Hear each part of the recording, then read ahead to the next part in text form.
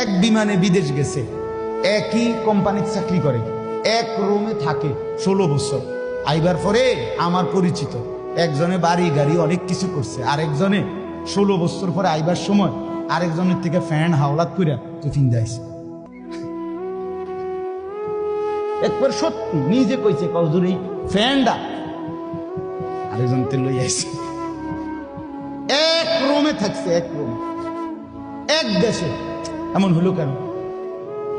ফায়সালা কোথায়? আরে ফায়সালা কোথায়? এটা বুঝতেই হবে বাপ, এটা বুঝতেই হবে। দুনিয়া নিয়া কাড়াকাড়ি না, দুনিয়া নিয়া কাড়াকাড়ি না, দুনিয়া নিয়া কাড়াকাড়ি না, দুনিয়ায় সেই যাবে।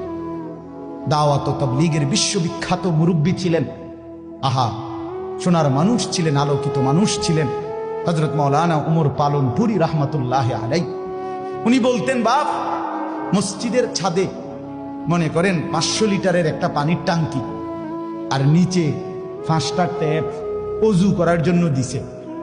তো হযরত উদাহরণ দিতেন আর কি, যে 5টা ট্যাপ দিয়ে মানুষ অজু করে, এখন পানি শেষ, অজু করতে করতে পানি কি হয়ে গেছে, আর কয় লিটার শেষ হয়েছে।